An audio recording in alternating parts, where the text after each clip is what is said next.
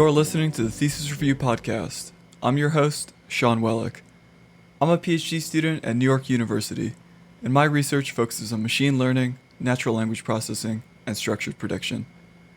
On the Thesis Review, I'll interview researchers from around the field, centering the conversation around their PhD thesis. In addition to exploring the technical content, this will give insight into their history as a researcher, allow us to revisit older ideas, and provide a valuable perspective on how their research and the field itself has evolved since their PhD days. My guest today is Sebastian Nowozin, who is currently a researcher at Microsoft Research Cambridge. Sebastian managed the Machine Intelligence and Perception Group at MSR, then worked at Google Brain in Berlin, before joining Microsoft again recently. Sebastian's research focuses on probabilistic deep learning, consequences of model misspecification, understanding agent complexity in order to improve learning efficiency, and designing models for reasoning and planning. His PhD thesis is titled Learning with Structured Data, Applications to Computer Vision, which he completed in 2009. We discussed the work in his thesis on structured inputs, including the substructure poset framework and graph-based object recognition, as well as structured outputs, which involves beautiful ideas from polyhedral combinatorics and optimization. We talk about his recent work on Bayesian deep learning, entitled How Good is the Bayes Posterior in Deep Neural Networks Really?, and the connections that it has to ideas that he explored during his PhD over a decade ago. As always, there are links to the thesis and the papers that we mention in the show notes. Here's Sebastian Nowozin with Learning with Structured Data, Applications to Computer Vision, on the Thesis Review.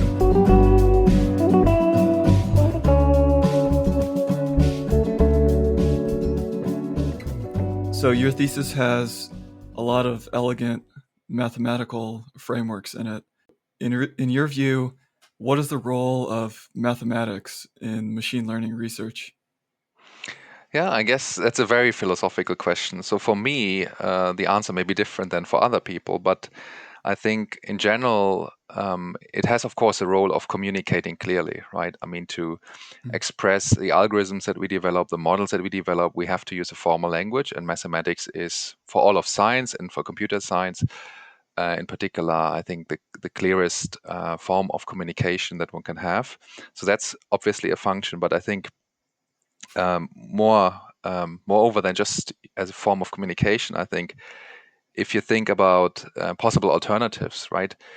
So if you want to solve a particular application, or if you want to explore a certain, approach to a certain problem, I think if you randomly explore things, if you randomly would, for example, just write a piece of code that, tries to get some goal to some goal, like for example, the early pattern recognition works in the early 80s. Kind of, if you see people exploring these approaches in a not so ordered fashion, I think that's inefficient. That's very inefficient. And so mathematics can have, by its formalization of various forms of structure, can have some guidance into how to think about various approaches, in what classes do they fall, and how to explore systematically. So I think for me, mathematics is a way to structure an exploration of approaches to certain problems, and I think it's uniquely suited to that. And if there would be a better system, I would be very happy to adopt the better system. But so far, mathematics has proven both powerful and efficient and structured enough to solve the problems that I'm interested in. And so I think it's difficult to see what alternative there is. Yeah, so clear communication as well as this structured exploration. Yeah, and also a separation of concerns. So one example there could be, if you think about optimization problems, right? You can think about a hierarchy of how you formulate the problem. So for example, you consider a certain class of problem, say linear program, right? So a linear program is a formalization of a type of problem that one is interested in. And it has clear properties, and you can study it independent of any algorithm. And then you have a set of algorithms which match that abstraction and approach that problem. And so it's this composability of and separation of concerns of various stages of the thought, right? One can think about Mhm. hierarchies of optimization problems. So every linear program is an instance of a quadratic program. Every quadratic program is an instance of a semi-definite program, etc. So you have these hierarchies, these towering hierarchies of abstractions, and mathematics is very powerful at building these abstractions and relating them, and then ultimately you can go all the way to the detailed how to solve these things, how to operationalize these things, how is error propagated in the actual implementation of these things. So it's kind of affords you a huge degree of freedom and what level of abstraction you want to think about a problem, and you can go back and forth. And I think that's a real freedom afforded by mathematics. Do you think that this view has changed over the years, or that you use mathematics more or less? I think for me personally, maybe not so much. Or Hmm. yeah, I don't know. It's a difficult question. I think maybe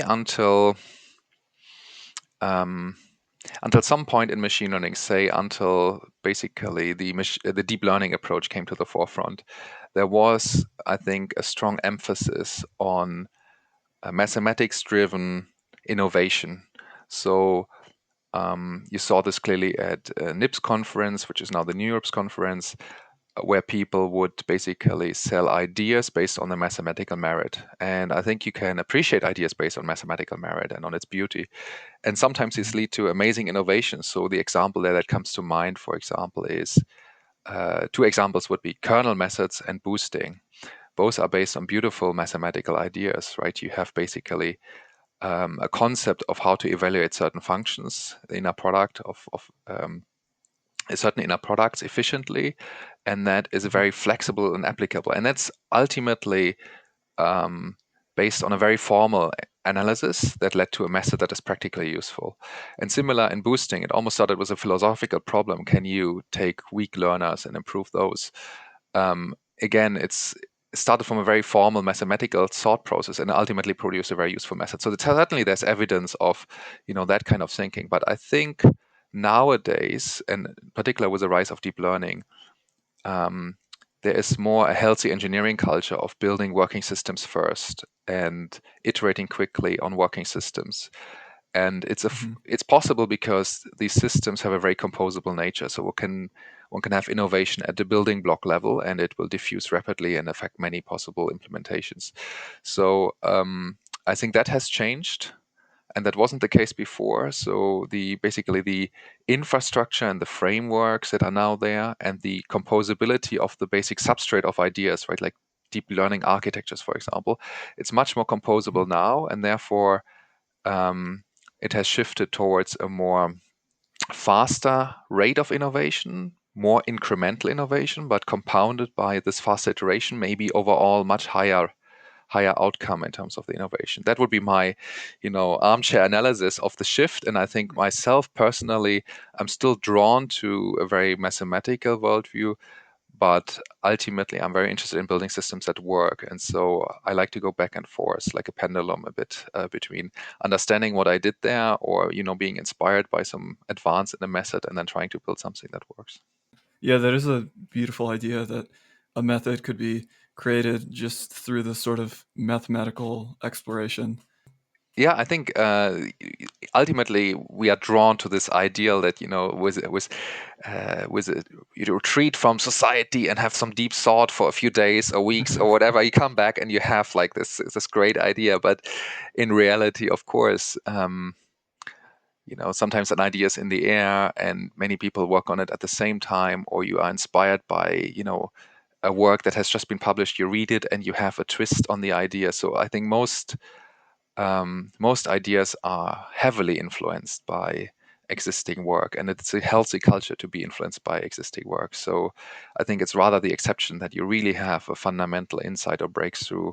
Certainly for me, that's absolutely the exception. And I would say for most people that I have observed working in the field, that they really have a breakthrough idea in isolation. I think machine learning is a team sport, and you influence people around you, you get influenced by people around you, and that's a very healthy thing overall. Hmm. Yeah, so then maybe let's go back to before you started the PhD. What was your background like, and how did you decide to do a PhD? Yeah, so I I had a computer science background, so I did a bachelor or equivalent to a bachelor in Berlin. I was maybe more looking further back. I was starting to program very early, so I basically started programming when I was 9 and constantly program throughout my youth until I joined university, where I continued programming. So I was really kind of a keen programmer, and although I was drawn to mathematics a bit, I think more to computer science in general, algorithms, and understanding the low-level bits that flows through a computer, essentially low-level hacking work, understanding there. And so I was quite efficient at that, but I would say when I joined university, I quite lacked mathematical maturity and didn't receive a lot of mathematical education in the bachelor degree. And moreover, I spent my master's, 2 years I spent in Shanghai, where I had a great experience, and the overall experience was wonderful. But in terms of education, maybe I also didn't receive solid training in, say, linear algebra, statistics. So the interesting thing then is, how did I come to do a PhD? When I returned from my place in Shanghai after obtaining a master's, I had to do one more year studies for a diploma degree. So I got 2 degrees for once the effort. And basically during that time, I started to be really interested in machine learning. And I reached out to a developer that developed a toolbox for machine learning. It was called Spider. And I sent them some fixes. So I found some bugs in their code, and I sent them some fixes. And that sparked a conversation, which ultimately led to me giving a talk at the Max Planck Institute for Biological Cybernetics, which is now the Max Planck Institute for Intelligent Systems in Tübingen, which at the time, and still is, probably one of the largest machine learning groups in Europe, which I didn't know at the time, of course. And the funny thing is, when I was invited to give a talk about my diploma thesis, and I thought nothing of it, but 3 days before I gave the talk, the person who would host me gave me a call and said, "Okay, did you prepare the talk slides?" And I said, "Yes, of course, I prepared the talk slides, and I can send them to you." And he said, "Oh, he didn't tell me, but actually it's an interview talk for a PhD position." And I said, "Okay, now I can no longer be nervous. I prepared the talk." So I by luck, I basically became a PhD student in one of the best places in Europe to do the PhD in machine learning, which was quite amazing. I mean, in a way, in retrospect, it really happened that way. But of course, not everyone, had great grades. I had great grades in on all my studies, and I also had not everybody sends fixes to the maintainer of a machine learning toolbox. So, in a way, there's, in hindsight, if I look at this, it wasn't so unnatural, but it was funny because I didn't apply anywhere else. I didn't apply, actually. Yeah. So that's how I started to do my PhD. And when I started there, basically there were 80 people in the group, roughly 80 people, and a lot of postdocs, relatively few PhD students, so 2-to-1 ratio, and everybody was, at least this was my impression back then, everybody was smarter and more educated than me. So everybody had a solid background in probability and statistics and machine learning already. And I felt I really had a imposter syndrome in a way, and I compensated for that by working very hard. And I read a lot, and I worked basically every waking hour to catch up. This was my impression, to catch up on the lack of knowledge, and I catch up on a lot of different things. And probably we'll talk about some of them as we visit my PhD thesis. But that was my journey. Yeah, that's really interesting. So the kind of starting programming early, and then probably that expertise that you had built up in programming somehow put you in the place where it was possible to make that contribution to the open source project. And then that happened to be a entryway to a PhD program. And then it sounds like you did a lot of self-study once you entered it. There were reading groups, and of course the amazing thing was, when you had a question about a paper with high probability, any NURBS paper or NIPS paper at the time, the author was sitting down the hallway. So one of the authors was sitting down the hallway. I mean, it was really kind of a very concentrated powerhouse of machine learning expertise. Now they are all over the world distributed, and so it was really an amazing experience. I'm very grateful for that. And then actually the programming helped me a lot to compensate. So I could, And I think that's still true today in machine learning. A person who can really is a good software developer can produce a lot of really useful thing, even if they may lack a certain knowledge about more advanced concepts. But a person who is just really educated in the mathematical aspects may struggle to have great impact in deep learning, Hmm. at least in the more practical outcomes, making things work. And so I could use that to a great extent, indeed. Yeah, I've noticed that as well, that if someone just has a very strong computer science background, they can always start off by at least working on the practical part and then keep building the other skills kind of in the background. Yeah, And indeed. then they wake up 2, 3 years later and they have both set of skills. Yes, indeed. Yeah. And I think that speaks to the fact that nowadays machine learning is we run experiments and experiments are code, right? And so our experiments are code. And if you can code, you can basically do a large fraction of the work that's necessary. And the remaining part, of course, you need either guidance or you need to pick up that skill quickly. But you can make yourself very useful already. Hmm. And then your PhD thesis, it's titled Learning with Structured Data, Applications to Computer Vision. So I guess these two parts are structured data and then computer vision. When did you decide to kind of focus on both of these areas? One wasn't my choice, really, the computer vision part. I did work on vision-like problems before, both for my master's thesis and for my diploma thesis. For my master's thesis, I worked on analyzing medical images, and for my diploma thesis, I worked on classification methods for images. So I was naturally slotted into the computer vision part, which was a small group of, I think, around 4 or 5 people at the Max Planck Institute at the time. And I think I was funded by a European Union project that was related to computer vision. So Mhm. that's kind of the computer vision part. And I was naturally drawn to looking at images. It's nice to look at the results. You have an intuitive understanding of the signal. So I think I didn't mind that, but my heart was never really in computer vision. And Mhm. then with the structured data, I think that was much more my own motivation to develop methods that could handle rich signals and at the time images, but as we will see, also other structure. I think so. So that the first part, the big letters on my thesis, these are my own volition, and the other part was just the area where I was working in with colleagues. I see. So then the thesis, I guess, at a very high level is divided into two parts. So structured inputs and structured outputs. Maybe just to make sure everyone's on the same page, what do we actually mean by structure? That's a good question, and it's a funny anecdote. I received the same question from a thesis examiner in my thesis exam, and this was a trained mathematician. And Hopefully, this is less stressful. indeed. Um, and so, yes, it's a good question, right? Basically, in the concept as I understand it for my thesis, and the word structure is heavily overloaded, of course, is for structured input is anything that is not a simple vector of data. So Mhm. anything that requires a consideration of how elements relate in the input space.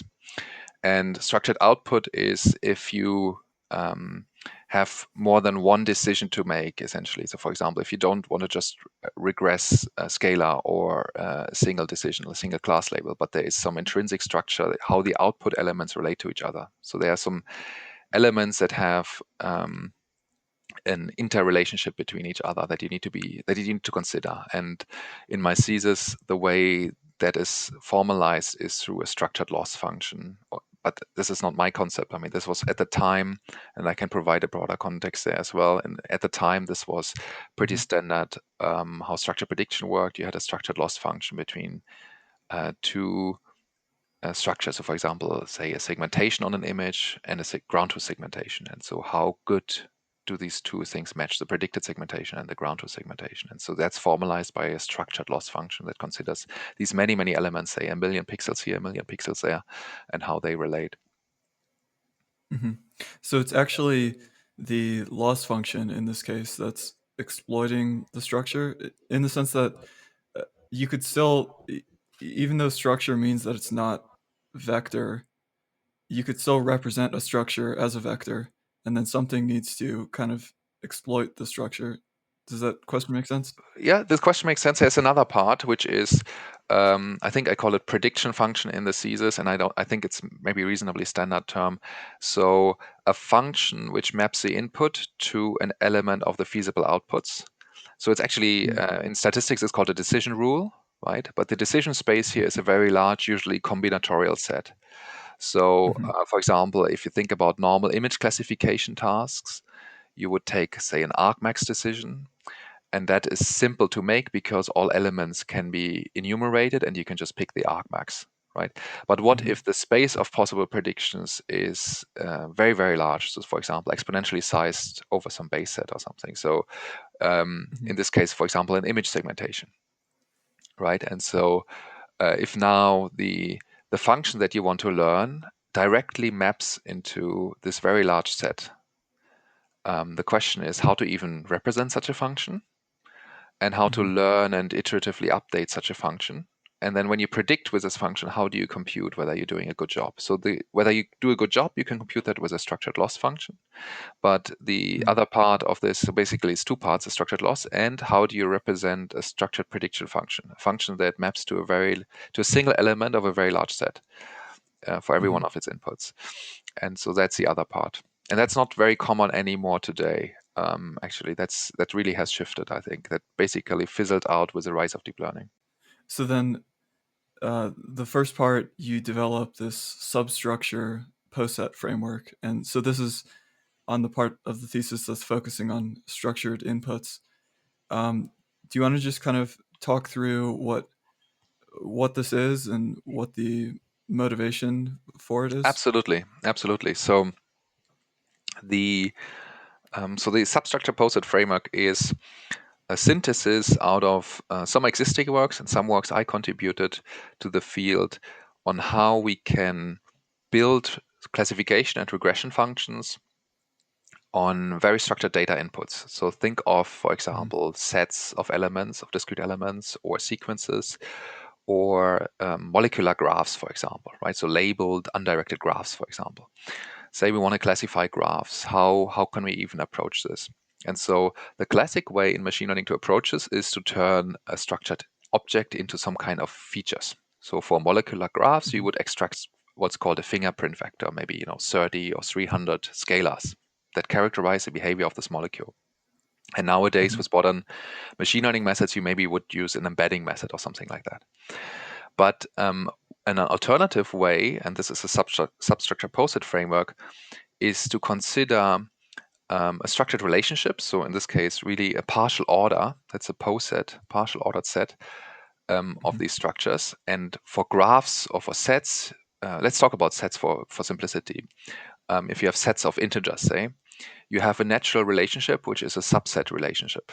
So for example, an element, a set 1 and that contains the elements 1 and 2 is a subset of a set that contains 1, 2, and 3. That's obvious. And the set 1 and 3 is a subset of the same bigger set. But it's a partial order because the set 1 and 2 is not a subset of 1 and 3. And alternatively, 1 and 3 is not a subset of 1 and 2. So not every pair of elements in the larger universe of sets can be ordered. And therefore, it's called a partial order. And so the idea is then of the substructure poset framework is to say, let's define features using the subset relationship. And the way we do this is we will have as many features as there are possible sets, which could be finite or infinite. And so we have a binary feature vector, and the element in that feature vector is 1. If that particular subset that is indexed by this particular element in the feature vector, if that subset is contained in the set that we test. So, for example, let's say we have only 3 possible elements in a set, 1, 2, and 3. So there are 2 to the power of 3 elements in our universe, the empty set to the full set. And then we have a feature vector of 8 binary features for every possible input. So now if we have a set that is given to us that contains the elements 1 and 3, we would have the empty set as a feature. So this is kind of always 1. Then we have the set that corresponds to 1, the set that corresponds to 2 is not a subset, so it has a 0 as feature, and so on. We would enumerate all possible subsets, and we get a binary feature vector. And so this is a reasonably universal way, if you have a subset relationship, to construct a large binary feature space for the given input. And so, in fact, it's universal. It can, for example, represent any classification boundary on the set of all sets. And so this is something, for example, that I show constructively in the thesis as well. And so the question is then, if you have a very large set of possibilities, so for example, all labeled undirected graphs, right? Mm-hmm. You have this super large feature space, and how can you do computation with it? Right? How can you, for example, learn a classifier in this space if even enumerating this feature space for a single input is infeasible, or in the naive way at least is infeasible? And so I use existing work and I extend existing work in my thesis to show this for sets, for sequences, and for graphs with various applications. And the basic way this is achieved is that you construct clever enumeration algorithms in the set of all possible sets, for example, that don't have to visit all possible sets, but that visit only a small fraction of it. And using these enumeration algorithms, you can construct sparse classifiers or sparse regressors. And because they are sparse, ultimately, they will only contain, say, a few hundred features. And because they contain only a few hundred features, they can actually evaluate it for a new instance. So the additional benefit of having a sparse function, linear function on this feature space is that you can actually inspect the features that are learned and their weights, for example, for a linear function. And when you do that, you can test, for example, for chemical compound classification, whether they are toxic or not. This was one application that I worked on in follow-up work. You can actually inspect which substructures, which subgraphs are identified as toxic and non-toxic. And so this is, directly interpretable for the domain expert in some cases, depending on the particular application example. But so that's kind of the benefit, and that's on a high level a way, if you have very combinatorial type inputs, very symbolic inputs, and the symbols make sense. So for example, chemical compounds as labeled graphs is a good example. These symbols really make sense. This is a very good model of molecules. And therefore, this representation makes sense, and therefore what you can learn really is interpretable. In my thesis, I apply to visual data, and ultimately, spoiler alert, the conclusion is that the graphs that I derive for images are actually not very sensible, because it turns out that images are not very symbolic. And that's related to the big shift, I think. If you look at a lot of the vision community in the time when I wrote my thesis was focused on part-based models and interpreting images as composition of parts with various energy functions that describe how parts relate. Whereas now we are much more agnostic about philosophical approaches to image recognition, for example, and just say, okay, we can have various confident architectures that make the grounding problem go away. We just put in the pixels and we get the classification decision out. But of course, people now investigate other approaches as well. But that's kind of was a brief overview of the substructure poset framework. Yeah, I found this framework to be really elegant. The idea that you can sort of define it for integers, sets, graphs, things like this. Do you think that, I guess, if it's used to derive features for a classifier, do you think that this was kind of motivated by the fact that at the time you had to kind of hand design features, and maybe today, would you even think about developing something like this substructure poset framework? It's a good question. So, now for context, graph classification, for example, or other structured problems are very differently addressed. So if I want to classify sets, for example, I would use a point net or deep set approach. If I want to classify graphs or do regression on graphs, I would use a graph neural network, right? And I think there's real benefits to taking these approaches. In particular, much more flexibility on what you do with a model. Interpretability, of course, is still a strong approach. So I think if you're actually really interested in the interpretability of the approach and not just the Mm-hmm. predictive performance, there may be some value in it.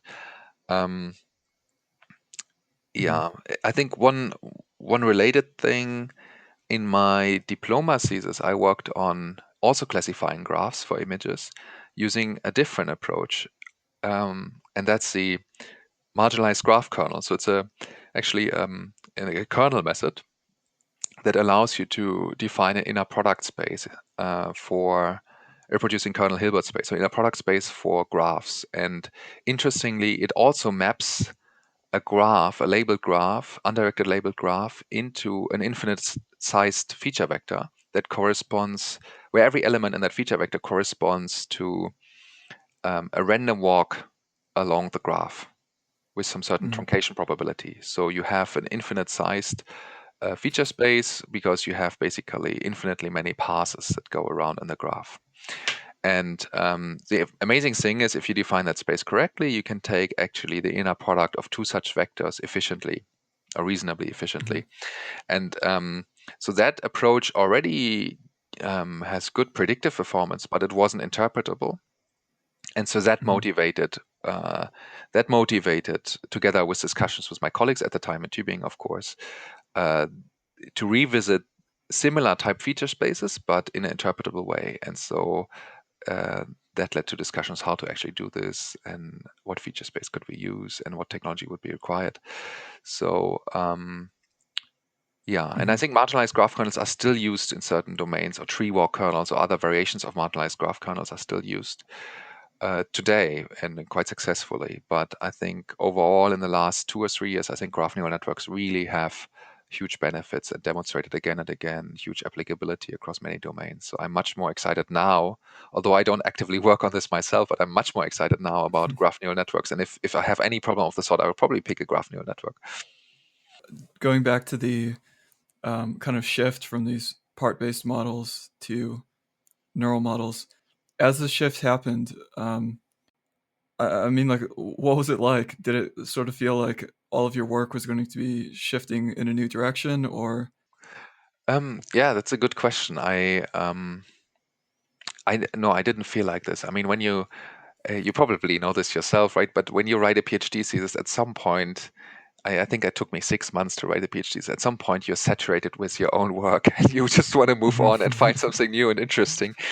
And so I didn't feel like at all that anything was devalued. And also, at the time I wrote my thesis and I did the work, it didn't get huge traction, to be honest. I mean, it was considered, people looked at this and they were interested in parts of the algorithm and technology, but not in terms of, really causing a transformation in the field, or you really sparking a subfield or anything of the sort. So I wasn't really intellectually wed to my to my technology that I developed, or the approaches that I developed. And Mhm, I spent the next few years after my PhD working in applied computer vision domains.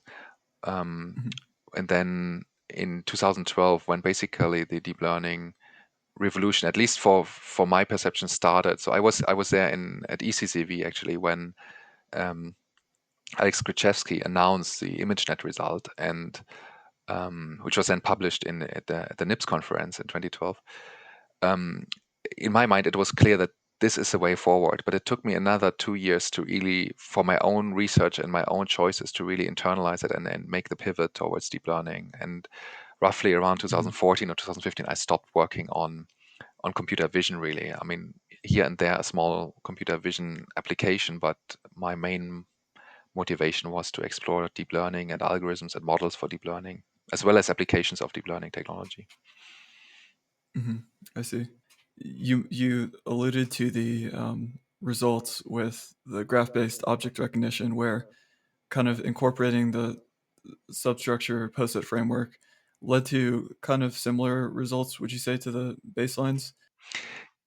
Yeah, and so maybe that requires a bit of contextualization for what the baselines were at the time. So the Right. basic approaches for classifying images at the time um, were based on large pipelines, which extracted local salient features from the image. So, for example, corners or center surround regions, so bright regions against black backgrounds, and so on. And so various criteria were invented to construct these descriptors, which are easily re-identifiable across images. Originally, they were used for structure for motion approaches. So you wanted to find the same corner from a slightly different perspective, for example, or the same patch from the same from a slightly changed perspective, and that was incredibly useful in, for example, aligning cameras. But they were used for computer vision as well, for higher order image understanding tasks like image classification, for example. And the way this worked was that you extract these salient features and small descriptors around these salient features. So these descriptors would summarize, for example, gradient statistics in a local vicinity around these points. And you would cluster them using some clustering approach into basically, say, 200 or 2000 vectors. And then you would make a histogramming approach. So an image would then be represented by a histogram, and then you would transform this histogram in various ways, scale it, for example.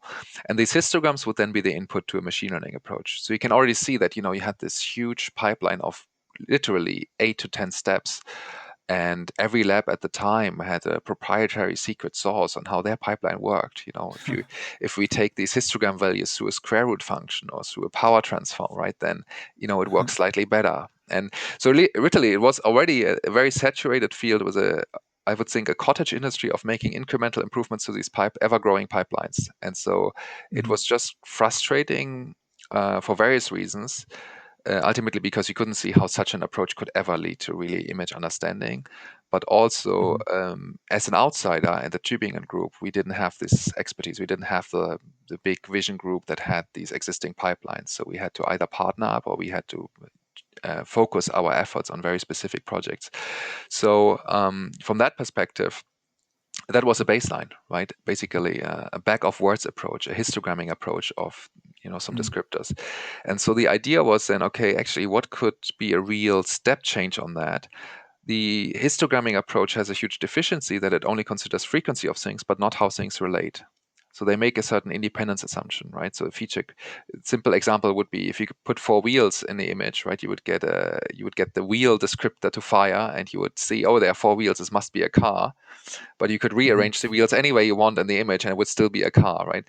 So the idea was then, actually, let's consider rough approximations of the geometric relationships of these features in the image.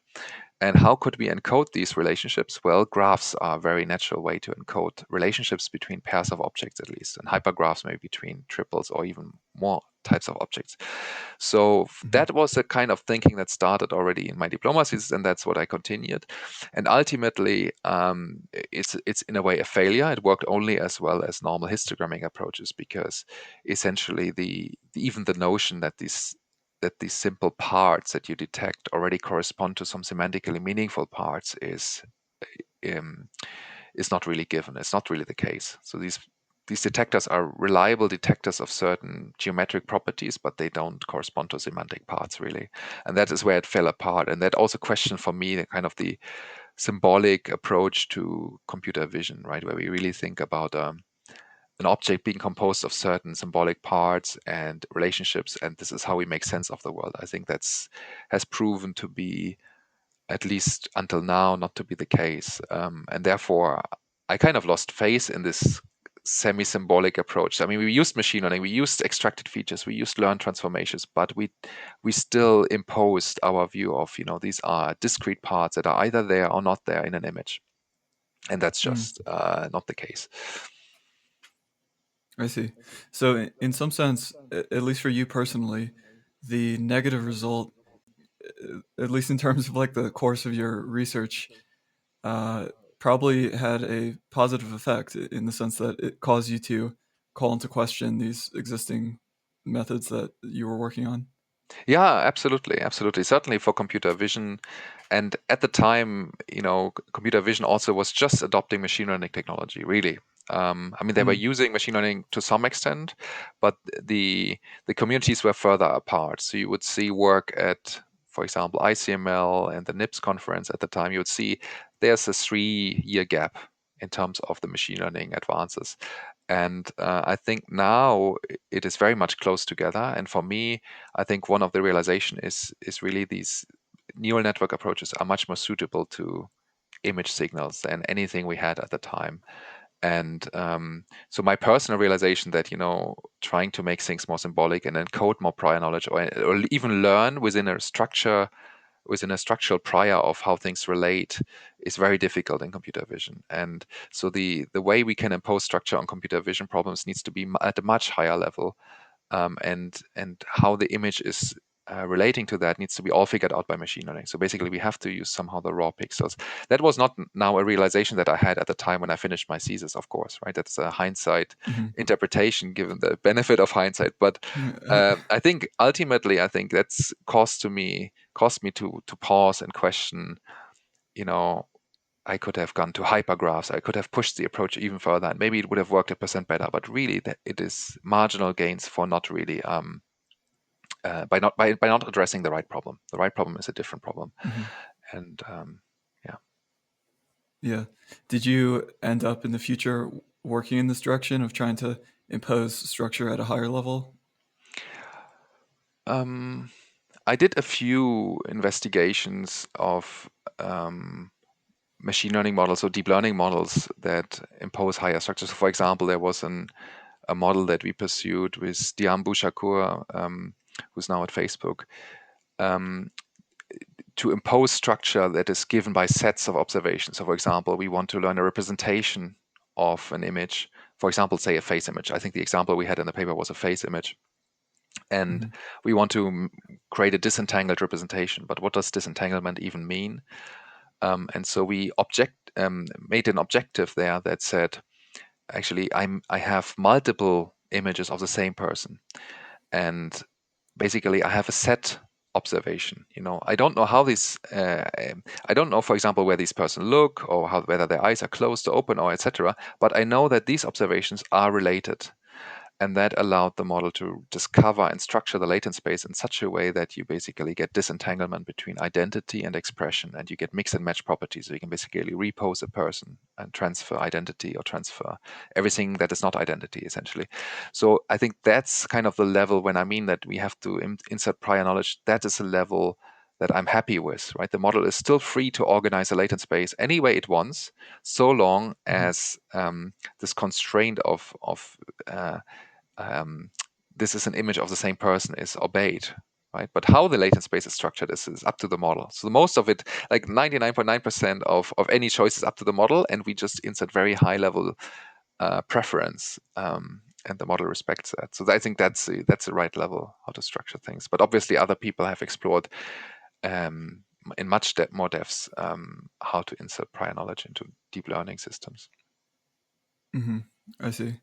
Does this at all relate to this? I saw this recent work you had on independent subspace analysis for disentangled representations. That's another work that was mostly pursued by Jan Stümer, actually, and a more agnostic approach without having these set level observations.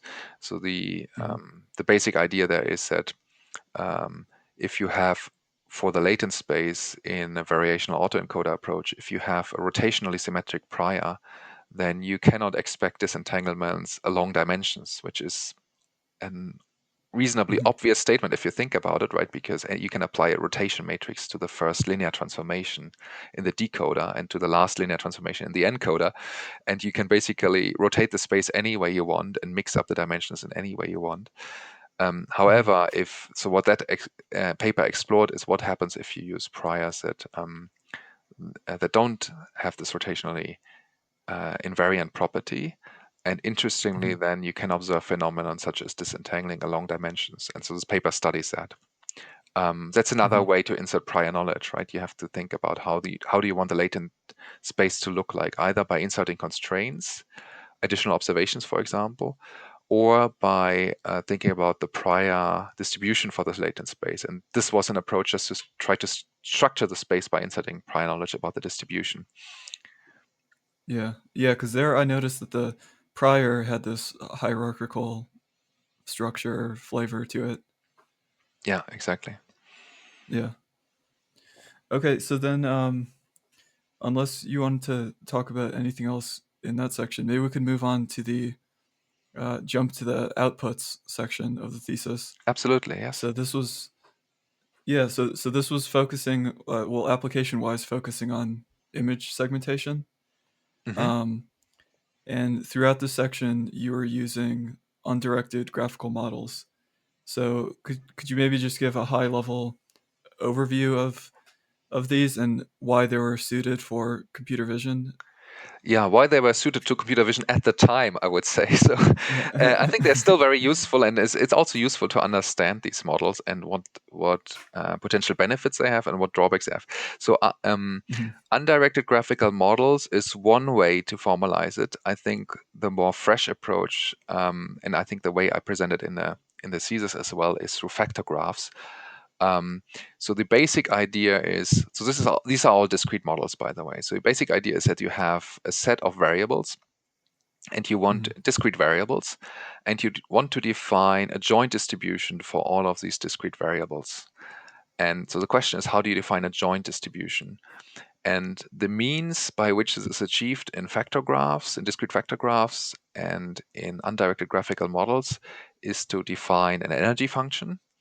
And then mhm, with this energy function, you can have an unnormalized probability distribution. And then you basically take the sum over all these unnormalized probabilities over all possible configurations, which is a finite set because everything is discrete, and you normalize this distribution. So mhm, if you think about this, it's just an energy-based model, as you would call it nowadays. But the mhm, energy, in addition, has a property that it can be expressed as a sum over factors, over per factor energies. And each of these per factor energies only involves a small subset of variables. So you can mhm, think of this as a bipartite graph. So a graph where think of it as you have two columns. On the left, you have the actual variable nodes, ordered every possible variable that you have. And on the right part, you have a column of factor nodes. And a factor node is only allowed to connect to one or multiple variable nodes. So this is a bipartite graph. Basically, any edge between these graph nodes only goes between the nodes of two different types, not between nodes of the same type.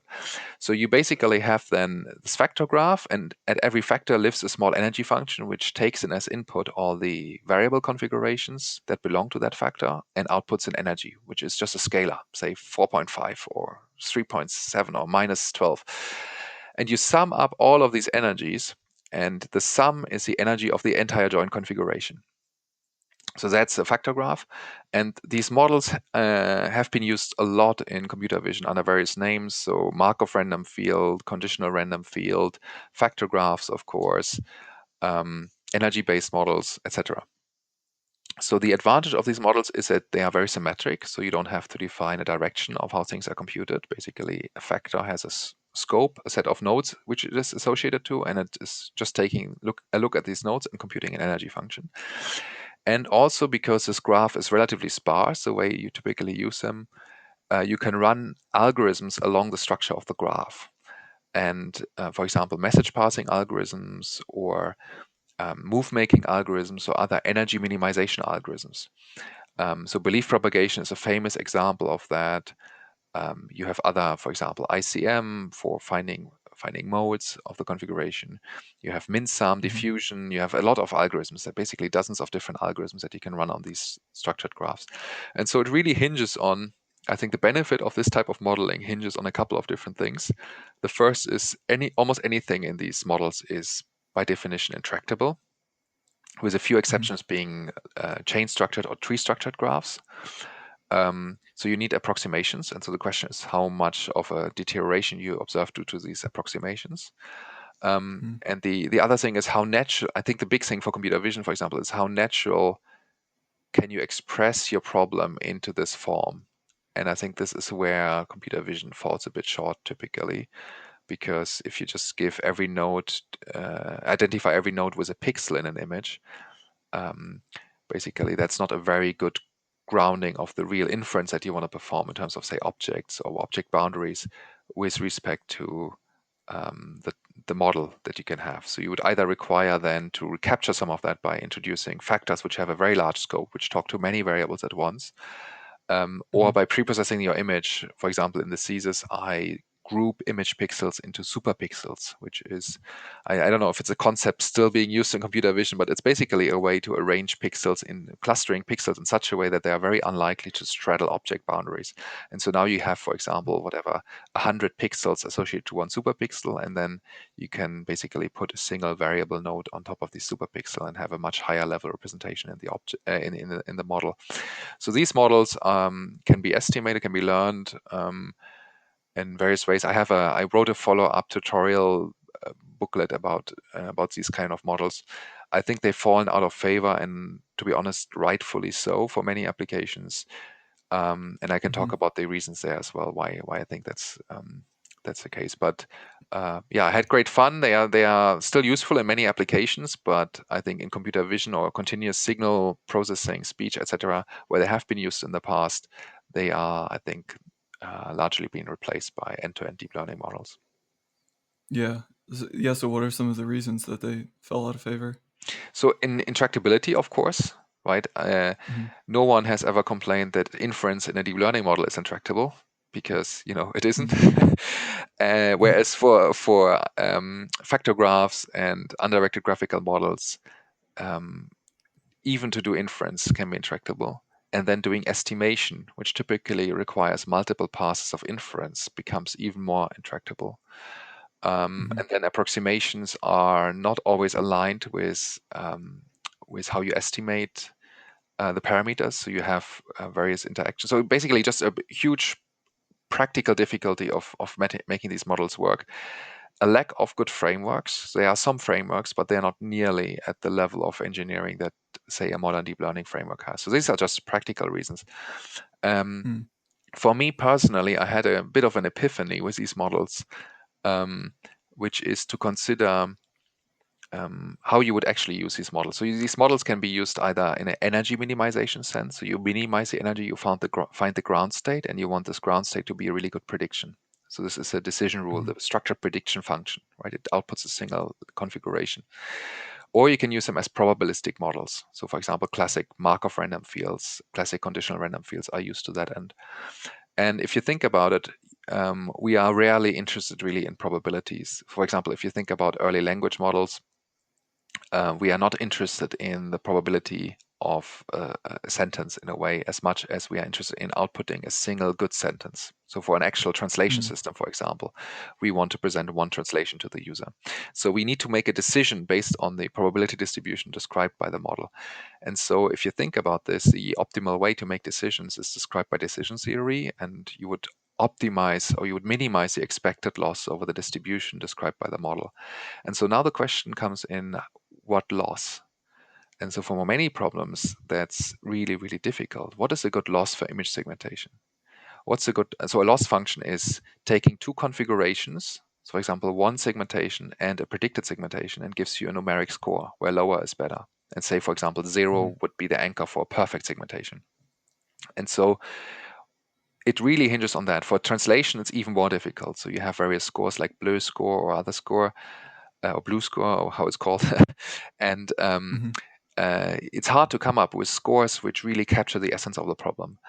And because that's hard, for example, for image segmentation, many hundreds of papers have used as loss function just the pixel-wise accuracy. So you would count how many pixels have you gotten correct. And if you think about the decision problem that corresponds to this loss function, it means that the loss function over the two joint configurations is actually a sum over the elements of each of these configurations of an individual loss function evaluated at individual elements, right? So you basically would have a sum over I of the loss function at the i's pixel. And if you think about that, the optimal decision rule for any distribution is just to consider the marginal distribution per element and make a decision based just on the marginal distribution. So the joint distribution actually does not matter if you have a loss function that decomposes. And that was for me, in hindsight, a trivial realization, but really that questioned the whole approach of defining fancy probabilistic models in the form of undirected graphical models, and then using super trivial loss functions to make optimal decisions. It doesn't make sense. And the reason it doesn't make sense is that the optimal decision rule, even if you have the true distribution, would just consider the marginal distributions. So all the joint structure in the distribution that you capture doesn't matter. And in fact, Yeah. you could just take the whole input, for example, an image, and just predict a single pixel individually, which incidentally is how many successful approaches in practice worked. So, for example, random forests and decision forests used for medical segmentation, used for other segmentation tasks at the time until, say, 2015. They were very successful in just taking a patch or the whole image and predicting per pixel individually how it should be labeled. And so also modern deep learning, actually, if you're in the end, you do a softmax transform on each pixel individually, on the stack of logits per pixel individually, right? You also take the product of marginal distributions. So you don't really express a joint distribution, right? You express a product of marginal distributions. The joint distribution is a product of its marginals. So it's a conditionally independent distribution. So there are exceptions, of course, if you use, for example, conditional VAEs to do image segmentation.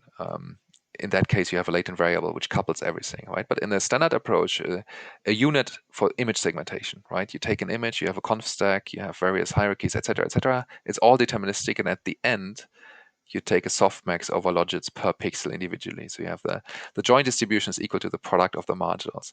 So in that case, the decision theoretic structure is irrelevant. I mean, no loss function can recover from a conditionally independent distribution. And it's super successful. So that gave me a strong signal around, I think, 2014 or so. I had this realization that gave me the strong signal that the value is in building better likelihoods, better models, not in considering the decision theoretic structure, not in considering the better loss functions for our problems. But other reasonable people have had different conclusions or different insights. So, the verdict is still out. But for me, preferably, I see a lot more value in thinking about the model and or adding latent variables to make it jointly coupled, etc. But not in trying to engineer good loss functions. So I'm a likelihood fan now. I'm a big fan of a likelihood. I see. That's really interesting. So to summarize, I think if I was following correctly, you're saying that with these models, you're modeling the entire joint distribution, but then ultimately to generate a single prediction, you're using this loss function, which kind of decomposes over each element. So it loses the entire purpose of using the joint distribution. Correct. Exactly correct. Yeah. Yeah, and then with a better model, you could potentially still have this decomposition, but it could still perform well, or alternatively, you could introduce a latent variable. Yes. So, I mean, the first observation, absolutely. I totally agree. This is you expressed it shorter and more concise than I did, but the No, I'm I'm not just saying that summarizing. a higher order loss is useless, but I think in many applications that I've seen, be it speech, be it language, be it vision, the value is in extracting much more information out of the input signal and having better models to understand the input signal, and not in how you actually translate the final probabilistic output into a better individual decision, right? Maybe there is a point for many of these applications where it's worth revisiting that assumption, right? Once you have extracted all the information you can from the input signal and you have transferred this into the best possible marginal that you can do, right? Then maybe it actually is maybe worthwhile to revisit that actually now for make richer joint distributions, not conditionally independent ones, and revisit better loss functions or make better decisions under existing loss functions with a better richer joint distribution. So for example, the conditional VAE approach. Let me try to remember who did it. Honglak Lee was an author on there, but there was another author. So that has a promise, for example, for image segmentation. So imagine you see an image where you have a green grass and on there is a brown blob that looks furry, right? So this could be a dog or it could be a cow, right? So, but you want the model to either label the whole blob as cow or the whole blob as dog. So in this situation, it doesn't make sense to have a model that just takes the softmax transform of a logits per pixel independently, right? You really want Hmm. the model to make a decision probabilistically whether this is a dog and label it as dog, or whether it's a cow and label the whole thing as a cow. And then the model could still be uncertain, right? So if you draw samples from this joint distribution, maybe 50% should be cow and 50% should be dog. But there should not be a sample that says this is half cow and half dog, right? So there is a benefit in considering the joint probability model, right? And I Hmm. think the CVAE approach, for example, is one possible way to do that. So I think there may be, in principle, value to pursue this. But right now, a lot of the progress is driven not on such approaches, but driven on having more powerful interpretation of the input signal, and that makes a lot of the uncertainty go away. And it turns out that the product of conditional independent models is very good. Hmm. Yeah, and I guess just one more question about this. So then, in the case of language, currently a lot of methods are based on language models, which do model the entire joint distribution through this factorization with the chain rule. But ultimately, we might still use them to just generate a single prediction. Do you think that something is flawed with that approach, that we might want to rethink that? So I have followed from the sidelines the progress on natural language models, but I haven't been actively involved in. I think the big Mm-hmm. benefit and also the big difference to, say, computer vision problems is that you have a natural sequential order, right? So Mm-hmm. I mean, you can also, like with recent transformer models or other language models, right? That at least for the input side, you don't use a sequential order. Um, or insertion transformers trying to relax the sequential assumption for the output side as well. So there's a lot of approaches Mm-hmm. going, but at least you have, for the normal factorization, you have a way to factorize a distribution. And that's really challenging Mm-hmm. if you think about even a 2D image and you want to make decisions. You can factorize it along some ordering, and that works well with autoregressive models, but then you have computational problems, etc. So I'm a bit on the fence, like what's the right way forward. I'm reasonably convinced that the likelihood is a good training objective in general. Mm-hmm. But other reasonable people disagree, and I think you worked on unlikelihood training as well. So um, yeah, um, No, yeah, yeah, that helps. This was a great discussion and overview. Maybe going back to the complexity of these factor graph models, could we talk about the inference problem just at a high level, this map MRF problem, yes, and maybe how this LP relaxation is used, because that's what you kind of dealt with in the rest of the thesis. yes, absolutely. So um, for these MRF models, or for like these energy functions over discrete variables, so let's say discrete factor graph models, the Mm-hmm. fundamental problem of inference, there are two problems. You can either treat this as a probabilistic inference problem where you want to find marginal distributions over the distribution. However, in the what's called a map problem in computer vision, which is not necessarily the right terminology, but basically um, it's also called the energy minimization problem. You want to just minimize the energy. You want to just find the state that has globally the minimum energy. So there's a finite amount of states because it's all discrete variables, but you have this huge Mm-hmm. combinatorial explosion. And so how do you efficiently find the ground state? So there's two ways you can, like many ways, but the two main ways you can approach this is either you maintain a feasible state, so a discrete labeling, and you have ways to improve this labeling. And that's very empirically successful. So, for example, there's a whole class of algorithms, hundreds of papers on so-called move-making algorithms, which iteratively improve the configuration. Mm-hmm. Basically, very clever variations of local search, where the local neighborhood is of a very large size, exponentially large size. And so you basically get huge improvements very efficiently. And the other class of approaches, which relate to the linear programming relaxation, is to make the problem easier by relaxing it. And that means embedding the problem into a continuous domain and describing the structure of the problem in such a way that you can take away certain constraints so that you get a larger set over which you optimize. And this larger set turns out to be efficiently optimizable over. So, and that's why it's called a relaxation, because Mm-hmm. you embed the problem into a special linear program. And if you would solve this linear program, in addition to maintaining integrality constraints, so you would solve actually an integer linear program, then you would obtain the exact solution. But if you relax the integer constraint, you actually have just a linear program, which is polynomial time solvable, and you get a relaxed labeling. So now you can have what's called tight states. So you can have, for example, a variable that simultaneously takes a fractional state. So, for example, it's 1/2 this state and 1/2 that state. And so you don't get Mhm. a single individual image labeling, you get a superposition of labelings.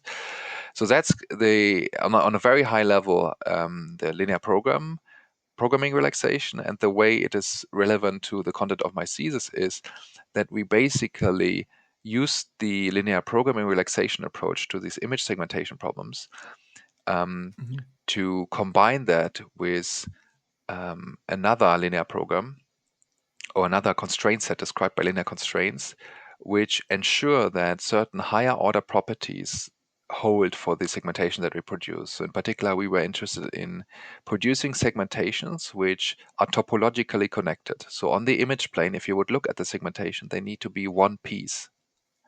And that is Mhm. very difficult to ensure from in a Markov random field on a factor graph, because essentially the factor that needs to ensure that would have to talk to all the variables at once. And these higher order factors Mhm. are hard to operate with and are incompatible with message passing algorithms, etc. So taking the linear programming relaxation route allowed us to leverage new techniques and or like existing techniques in a new context, in particular what's called the polyhedral combinatorics formulation to the approach. And I did some, I mean, it's probably the most intellectually satisfying part of my thesis in a way for me, because this was really fun and mathematically beautiful, and it relates both geometry and optimization to combinatorial graph theory, Mhm. basically, so or graph properties. So it's very nice intellectually. However, it was again it. Although it improved a bit on like small cases, it wasn't really either scalable or made a difference in real segmentation tasks. I see. But yeah, I mean, I agree. It was enjoyable to read through this. I found it pretty fascinating. I think the basic idea for people that aren't familiar is that these constraints in the linear program form a polyhedron or a polytope. Polytope, is that right? Yeah, that's correct. So basically, the MAF linear programming relaxation. So the linear programming relaxation that you solve for getting the minimum energy configuration, that describes already a polytope. So a polytope is in Euclidean space is a convex hull of a finite set of points. And so Mhm. every point on this polytope corresponds to a possible solution of the relaxation. And a subset of these corner points corresponds to the integer solution. So that's kind of the linear program corresponding to the energy minimization problem. And we Mhm. defined another polytope and intersected these two polytopes. An intersection of polytopes is super efficient in linear programs because you just basically append the constraint sets. And so the intellectually interesting thing was this other polytope, which we called connected subgraph polytope. And Mhm. it's relatively easy to explain. So if you imagine, for example, a line graph, so a graph with three nodes, let's call them 1, 2, and 3, and node 1 is connected to 2, and node 2 is connected to 3. And what we Mhm. want to do is we want to assign a 0 or a 1 to each of the nodes. So we have always a vector that is, for example, the vector 0, 0, 0, or the vector 1, 0, 1, etc. So we have labelings of the vertices of this graph. And Mhm. if you think about all the, so basically you can say it's a three-dimensional vector, right? Every possible labeling is a three-dimensional vector. And if you plot all these vectors in three-dimensional Euclidean space, you get a cube, right? And the interesting thing then is to say, okay, we want only those labelings which correspond to connected subgraphs of this line graph. So in this case, Mhm. it would be all configurations except one, and the configuration that is not part of it would be where vertices 1 and 3 are labeled with a 1, and vertex 2 is not included. So you can think of these Mhm. labelings as indicating which vector is part of a subgraph. And if we include 1 and 3, well, then 1 and 3 are not connected because 2 is missing in the middle. So what we want to do now is to cut that single point away from the cube. right? And if you think about the convex hull of all the points, you get a cube. But if you take away one point and you take the convex hull of the remaining 7 points, then you get a cube with a corner cut. And so the interesting thing now is this cut that you would need to make on the cube. This is a linear inequality, and we have an expression of how this linear inequality is expressed as a property of the graph. And in fact, it turns out for real graphs, not line graph, but bigger graphs, you have an exponential number of linear inequalities that you need to simultaneously ensure hold in order to get a connected graph. And so the interesting thing there is really the polyhedral combinatoric aspect is to find these inequalities and prove that they really are what's called facet defining. So they define one of those facets of the convex hull. So that's intellectually very satisfying. And then there's an algorithmic component, which is, as a coder and hacker, it's satisfying to actually write code which can find inequalities to given a query point in the three-dimensional space, for example, can find an inequality which is violated and output that, or prove that no such inequality exists. So that's called the separation problem.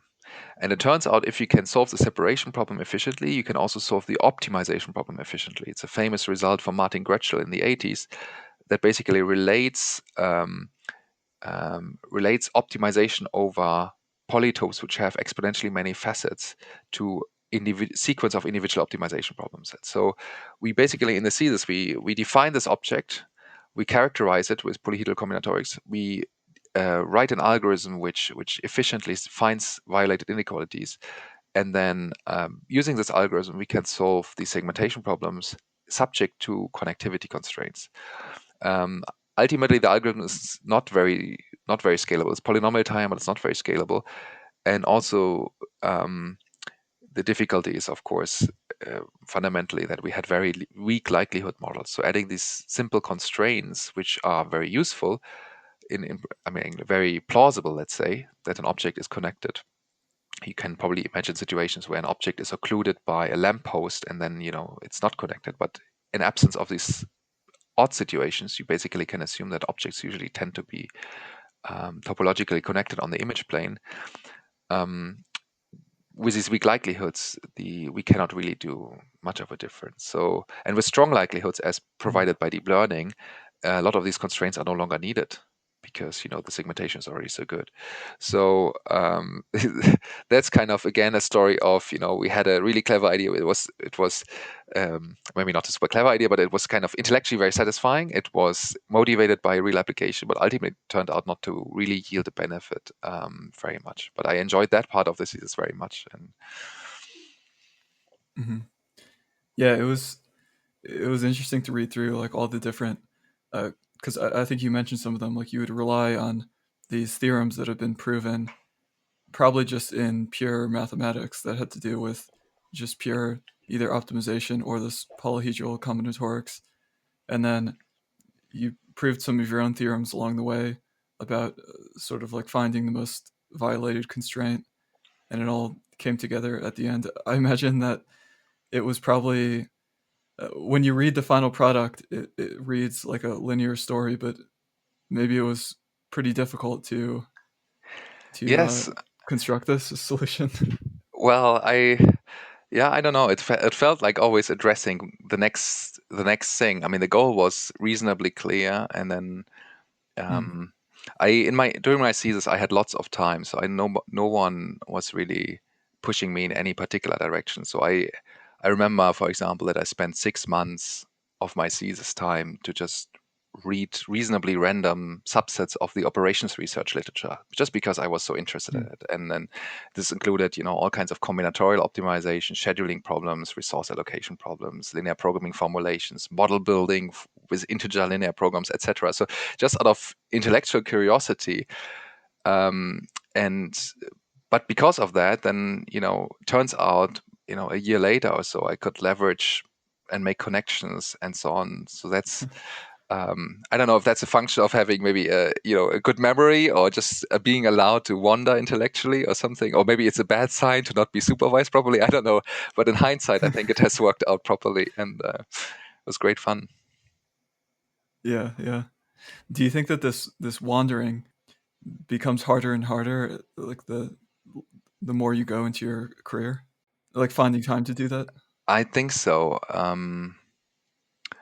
I don't know if it's to the extent that I did in the thesis is, I mean, basically, I think many people share that experience that during the thesis, one has this intellectual freedom and one has the time. Of course, nowadays, I think maybe it's different with the rate of archive, with the rate of conference publications, with the bar having raised considerably, I think, for students working in machine learning. Um, I think it's probably getting harder even for PhD students. As Hmm. during the career, I think it's interesting. One always, if you really think like the luxury that I have at the moment, the privilege that I have working in an advanced research lab, the goal is to not go for the marginal improvements, but really think what are substantial innovations. And of course, one cannot produce them like by pushing a button or something. One really has to think. And I think in such a luxury situation on being an industrial research lab at one of the top places, I think one has the freedom still. It maybe becomes harder, and at some point, because the own personal ambition also grows, one wants to have a continuing research direction. One wants to have really a Hmm. sustained impact in a particular thing, not just the next paper, right? Um, Hmm. I think at some point one needs to justify the idea to others, and ideas are fragile initially. Every idea is fragile, right? And it's so easy to stomp on new ideas, right, or put the foot down. And so it boils down also that it boils down to the fact that the organizations that sustain good research also have good management in place, that they are Hmm. maintaining a balance between, on the one hand, making sure that ideas really are seen through and have significant impact, but on the other hand, also allowing for uh, curious explorations. And Hmm. I rather have my own. For my own, I would rather have 10 ideas and quickly weed out 8 bad ideas and pursue 2 ideas, and maybe one of them is really successful, or at least usable, Hmm. than not being allowed to have these 10 ideas. But I think, in general, I think yes, it becomes more difficult, and it's Hmm. more a function of the organization and the culture of the organization where one is allowed to have intellect and the function of the colleagues. I mean, nothing is more motivating than brainstorming or having a crazy discussion about a new idea with a great colleague, right? And as long Hmm. as you have great colleagues around, that's a super good sign that you have the liberty to do some great research and explorations. It does sound like a difficult um, management problem to solve, balancing kind of exploration versus some type of return on the research, maybe. But that's good to hear that you said that you do have a good level of freedom that allows you to explore. So, yeah. Yeah, absolutely. Yeah. So maybe going to the next part, which is on this solution stability. Hmm. So here, I guess you're investigating this notion of stability, which maybe we'll talk about. And I think it kind of brings up this problem that we touched on earlier of probabilistic versus non-probabilistic models. Hmm. Do you maybe want to give an overview of what you were Yes. doing here? So basically, it was, I think, a follow-on project from me having gained expertise and quite a detailed understanding of linear programming at the time in my thesis. So, or at my time in my PhD Mm. studies. So the question was simply if I can formulate a problem as a linear program and I have solved it as a linear program. And this could be a machine learning problem, for example. So the way this could arise is, for example, as we already discussed with this energy minimization formulation. So, for example, the likelihood function or the energy functions would be learned, and so then the coefficients in the linear program would arise from a machine learning model. And the constraints in the linear program, for example, would ensure that certain properties are satisfied and that certain elements actually interact in the right way. So if I Mm-hmm. solve it and I get a solution vector, can I perform some sort of sensitivity analysis? And the big problem there is we can do sensitivity analysis very well for continuous differentiable functions. So, for example, we can do a local sensitivity analysis by just considering gradient and Hessians, for example, right? So, what's the rate of change if I wiggle on the input on the coefficients of the of the model, right? What's the change in the output, and I can consider various properties of the Jacobian matrix and various notions of stability there. But in a combinatorial problem, as described by the linear program, that's no longer so easy.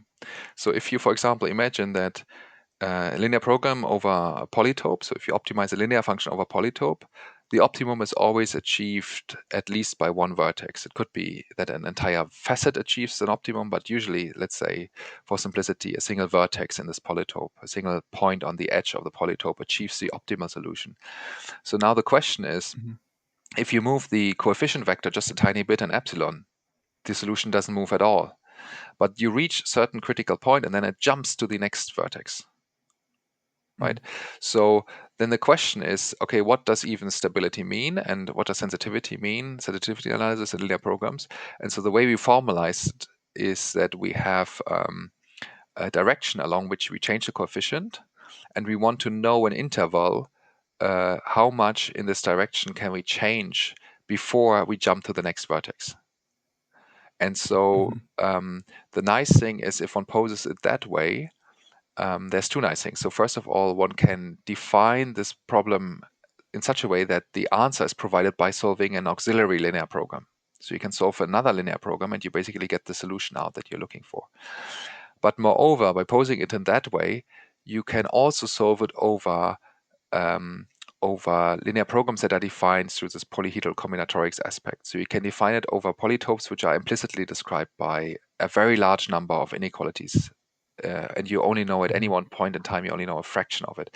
And so the example we picked for the paper was the so-called multi-cut polytope, which was used quite successfully afterwards, actually sparked a small line of research in using it for various segmentation and vision tasks.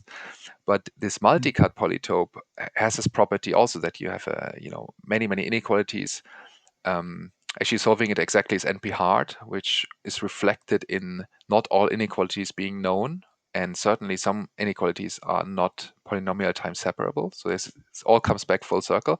But one knows subsets of inequalities which can be polynomial time separated, and we can pose interesting machine learning problems into this multi-cut problem. And other people, for example, a very successful group in Heidelberg have basically built on this a lot and published many more and probably a lot better papers in the subsequent years on how to use a multi-cut polytope for solving real problems. But the way we posed it was to, for example, certain clustering problems. So, for example, one of the example problems was to have a social network of people. In this case, I think it was 40 people or 100 people or so. And you know who communicated with whom. And now you want to basically cluster the social network into groups so that you basically maximize some notion of within cluster communication and minimize some notion with between cluster communication. So if you pose this, you naturally arrive at a multi-cut formulation. But now the question is, okay, this clustering, is it actually a natural clustering? Or is this clustering a very unstable random chance occurrence? And if you basically would change things slightly, then you would get a very different clustering. And so our approach allowed us to formalize this question and to study it. And I think it's an interesting technique. I think the main way it survives in current literature is basically identifying the multi-cut LP relaxation as a good target for casting certain machine learning problems into. And I think people have built on this quite successfully. So you talked about the clustering, and then how does the stability come into play? So the clustering is defined by the multi-cut problem, which is basically you have an undirected graph, which at each edge has a positive or negative weight. And so it's not a dense graph. So this graph may have, only a subset of the edges. All edges which are not present, you can basically assume that they have a value of 0. You can add them and add them a value of 0. And so then you want to optimize a linear function of this weight. You want to optimize a vector that identifies all the vertices, all the edges. So basically, should you keep the edge or should you cut the edge? In such a way that when you cut the edges, you get consistent clusters. So all the edges within a cluster are preserved and all the edges between clusters are cut. So for example, if you think of a triangle graph, 1 to 3, and 1 is connected to 2, 2 is connected to 3, and 3 is connected to 1, right? So if you only cut one edge, for example, the edge between 1 and 2, then it is not a multi-cut because you only cut one edge, but you didn't cut it consistently with a cluster structure. So if you would cut, for example, the edge between 1 and 2 and the edge between 1 and 3, then you have two clusters, the node 1 and the node 2 and 3. So it's a Mhm. optimization problem defined on a vector that lives at the edges, and either an edge is included or not. And the subset of valid partitionings of the graph corresponds to all multi-cut feasible solutions. And Mhm. so by this way, now what is stability? Stability is, for example, you take the weights that you have at the edges, and you add a constant one vector you add a one element scaled by a coefficient, for example, alpha, to all of these edge weights. And if you take alpha to minus infinity, all the edge weights would be minus infinity, and you would cut all the edges. So every person would be individually in their own cluster. And now you can ask, Mhm. okay, now if I increase alpha and I sweep through the linear scale of alpha, at some point I would start clustering people together, right? The optimal solution would be where no longer everybody is individually a cluster, but you would merge people. And so you sweep through this alpha towards plus infinity, where everybody belongs to the same one big cluster. So you can now define a Mhm. solution path of solutions. At the one extreme, you have everybody in their own cluster. At the other extreme, everybody is in the same cluster, in the one big cluster. And so now the interesting thing is to look at, okay, if you sweep this alpha vector, for which ranges of alpha you get very stable configurations. Mhm. And so our algorithm allows us to do that. And of course, for practical application, the question then depends, okay, what are these edge weights and what the clusters represent and what are the nodes, etc. So the practical implications are then more interesting, and people have, for example, applied this to image segmentation tasks, medical segmentation tasks, etc. So the multi-cut problem is an interesting problem which occurs in many different contexts, and we applied it to, I think, clustering problems. Yeah, I see. Yeah, and this was another case of seems like there's a lot of interesting mathematics, probably a lot of interesting exploration in order to solve this one too. Do you think that this notion of being able to show the stability of a given model is a good property to aim for? Yeah, I think in general, and this ties into what I did more recently. Uh, Mm. you want, I mean, first of all, you want your machine learning system to be robust, right? Everybody wants, or reliable, right? And reliable can mean many different things in different contexts, but you want certainly your solution and your predictions in particular not to depend on spurious small things that could change. So a small change in the input, a small change in the parameters, etc., should not produce a big change in the output. That would be something that is Mhm. in generally desirable, right? And I think a lot of properties around adversarial robustness and generalization itself and privacy preserving learning, etc., relate to this fundamental notion that if small changes can produce big changes, if small changes in the input could produce big changes in the output, right? Then it's not stable, and it also is bad for many other reasons, generalization and robustness, etc. So I think that's generally a desirable property, and in particular for deep learning, I mean, I spent the last year working on uncertainty in deep learning and how to make more robust uncertainty in deep learning and how to make these systems know what they don't know. And I think so that motivation Mhm. that originally motivated the stability study of these small clustering problems, I think that has stayed with me, that I want the systems not to just produce something with no guarantees, but Mhm. instead, if I cannot give guarantees, at least I want to have a numerical characterization of what the system thinks about its solution. And for linear programs, that's you can very easily formalize this in a way we did in the paper. But I think Mhm. for current deep learning systems, there's more work to do there, and it's very important work.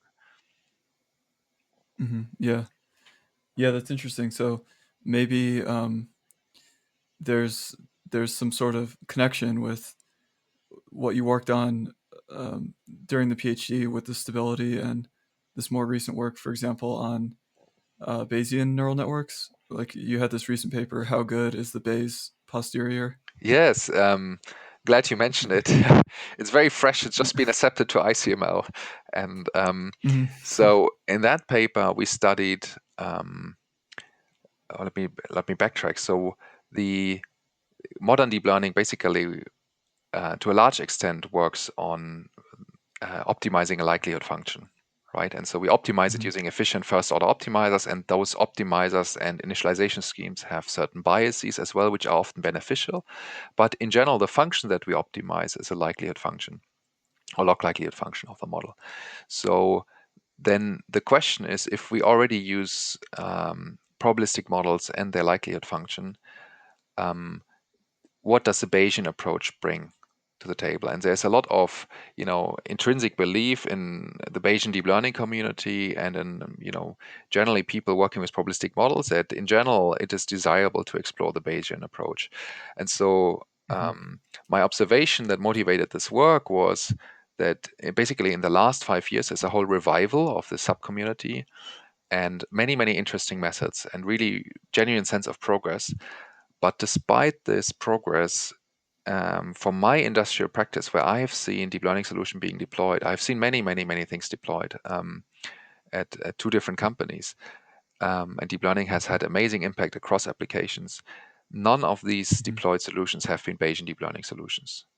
And of course, Mhm. there may be examples in various places that I'm not aware of, or even people have pointed me to examples, but it just pales in comparison to the impact of applied deep learning across a huge number of domains. So the question then is obviously, I mean, if the Bayesian paradigm has so much to offer in terms of incorporating domain knowledge, consistent handling of uncertainty, improved reliability prediction, maybe more calibrated uncertainty that allows you to diagnose when your model should not be applied, etc. So all these potential benefits, allowing for better decision Mhm. problems, sequential learning, continual learning, etc. So a lot of potential benefits. And a lot of effort has gone into for many years. Why is it not materializing or translating into real impact? So that was the starting Mhm. point, and we started this believing that we could basically understand and fix and maybe really demonstrate the benefit once and for all. But what we discovered is actually we spent a lot of effort in using the most accurate method to do posterior inference in deep learning models, which are stochastic gradient Markov chain Monte Carlo approaches. So these are based on Mhm. approximating the posterior distribution by iterative computation. So basically, very similar to performing stochastic gradient descent with a bit of extra noise. And this extra noise is chosen such that you basically induce limiting dynamics which correspond to the base posterior.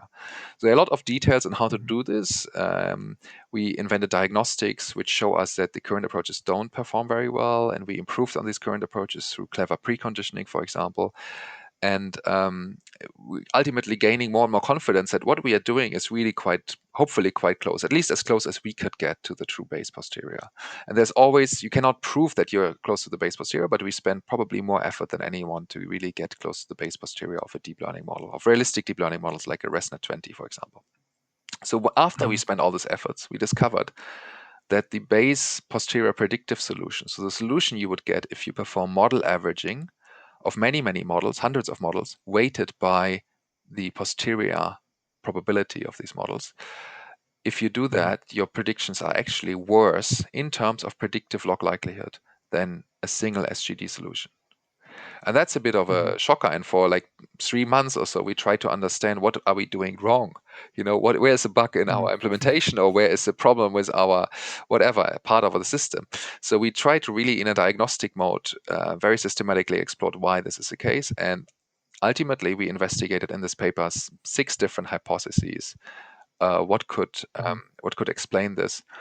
And the ultimate conclusion is that we don't have a definite conclusion, but we can rule out certain things. And Mhm. it has something to do with the prior, so the prior has an effect.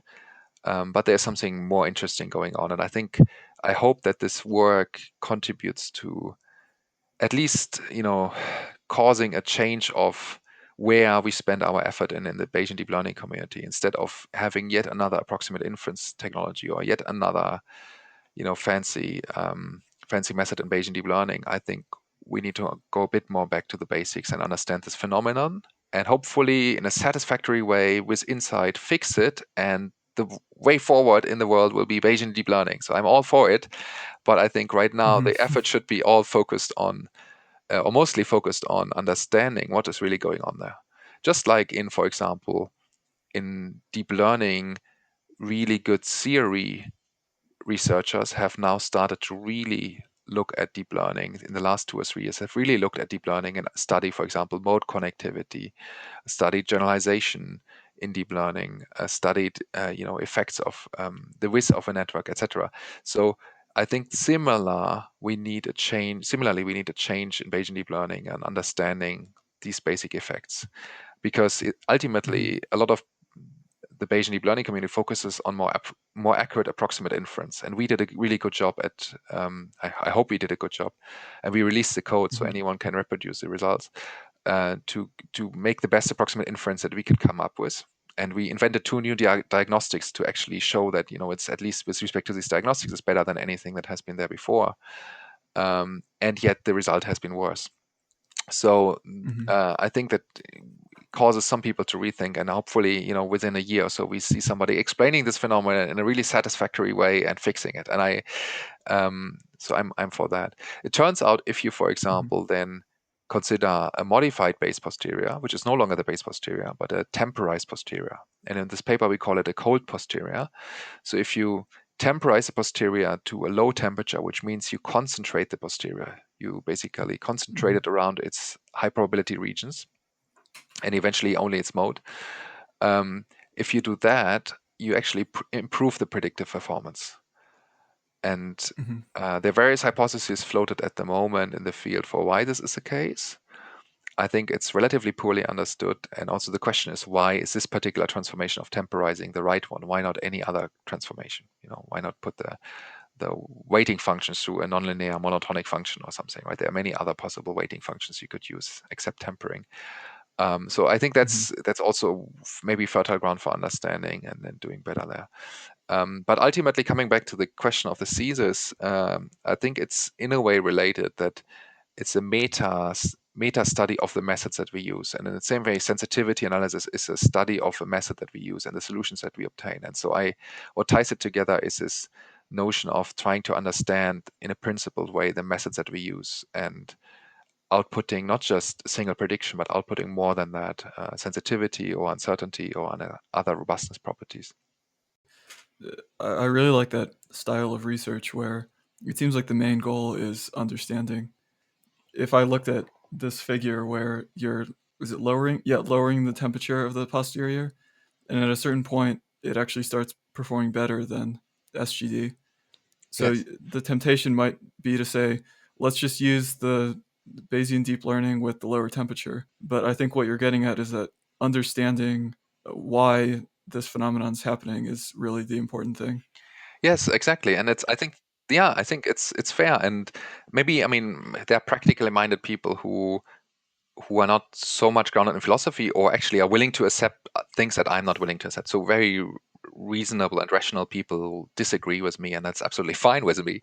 But I hope that, by putting this observation out there, the general Bayesian philosophy of, you have a likelihood, you have a prior, you do posterior inference, and if something goes wrong, it can be only 2 things. It can be the model, or the likelihood. It can be the prior or the approximate inference. So basically, if you now present such a problematic observation that the predictions are relatively poor for the true base posterior at temperature 1, then it would be great to understand why this is the case. Is a prior wrong? Is the likelihood wrong? Is a prior and likelihood mismatched? Is the approximate inference still broken? And by the way, we didn't start out in studying this phenomenon. We started out with the belief that with a concerted effort, we can make Bayesian deep learning succeed and make it a practical technology that is as efficient as normal deep learning and make the world Bayesian. That's how we started out. This was 1.5 years ago when I joined Google. That was a pitch, and a lot of people worked on this. So ultimately, it's a failure on that agenda, and but it's an honest failure in the sense that we then try to understand why it doesn't work and really pushed very hard on its understanding dimension. And for me, then that's, I hope I probably myself won't build on this. And probably if I would want a really reliable model, I would use tempering, or I would use just deep ensemble. So just training multiple models from scratch with SGD and ensembling their predictions. That works actually a bit better. So from a pragmatic point of view, there are many choices. But I think from the philosophical point of view, and the Bayesian Mm. deep learning community is very, strongly rooted in a philosophical belief. Uh, you know, I hope this is evidence that, we should question maybe not our beliefs, but question our unconditioned beliefs in it will just work fine, and really try to understand and improve the ingredients that lead to this outcome, and hopefully in such a way that it's even better afterwards, right? It's even more satisfactory afterwards. And so I think it cannot be ignored in a way, and I'm very happy that the paper has already received some original traction, and at least people are aware of this finding. And I think that's the most important contribution, that people are aware of this finding and it's reproducible and the code is online, and hopefully some really smart people that have more ideas than we have as a team, that when we wrote the paper, investigate another direction and find an easy fix. I mean, that would be the most best outcome for me, an easy fix that is easily implementable, that is compatible with all of existing deep learning technology, and actually make it work even better than SGD models or something. Yeah, yeah. Yeah, that would be a really nice outcome. Like, for instance, with this hypothesis about the priors, maybe there's been a lot of work that people have done on different priors, and now that they know about this observation, potentially they could show that it fixes the issue, or something along those lines. Yeah, there's one more test that they can use to demonstrate, what's the effect on that, and Right, then right. maybe it turns out that there's a really beneficial effect. And indeed, I mean, the prior was the most sensitive element that we studied in the paper. We really observed there is a change due to the prior, but you can only try so many priors, and people, of course, in the rebuttal, or like in the reviewer feedback and in online discussions, people have very reasonable suggestions, and we tried some of them. I mean, we just have I think the revised version will be out soon on archive, and the ICML final version has a lot of these suggestions incorporated in. So we did a lot of additional experiments to accommodate those. But yeah, I hope exactly it can be fixed. Yeah. Well, I guess we went back to, it was 2009 was when your the thesis was, and then this paper is in 2020. So we'll have to modify the thesis review to do a post thesis review to cover 2010 through 2019. But it's been a great discussion, and it's been interesting to see how your research interests have changed, but also the connections between what you did back then and now. It's kind of hard to summarize, but if you could think of one piece of advice, maybe for a PhD student. Right. Well, first of all, let me say that I absolutely enjoyed this conversation, and thank you for having me in your Mhm. podcast. So, in terms of advice, it's maybe difficult to summarize. But I think personally, for me, I always saw myself as a generalist. So I'm compared certainly to some of my colleagues. I was intellectually curious in many different directions, and initially I was doubtful that the focus.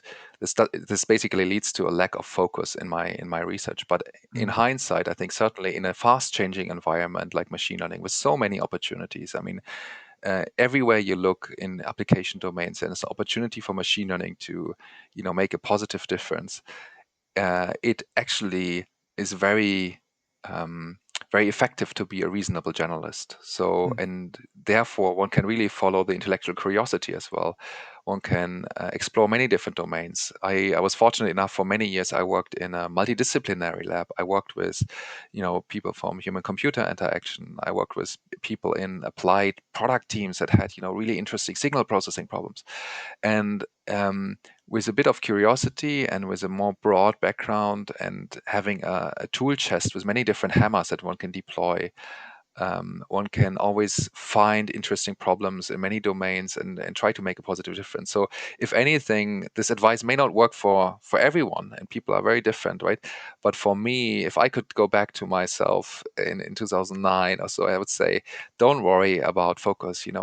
Follow your interests and have a broad mind, and build up your tool chest over time. Learn different techniques, and the aggregate will be that you have more opportunities to actually steer where you want to go, which problems you want to engage, which groups you want to work with, which colleagues you want to work in, because you have more bigger surface where you can contribute. And so that's kind of what the advice I would give myself. I don't know if it would work for everyone, but I think machine learning is such an amazing field. It touches all of computer science.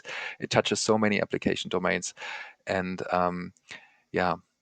Yeah, Yeah. So don't be afraid to be a generalist and just keep building the toolbox. exactly.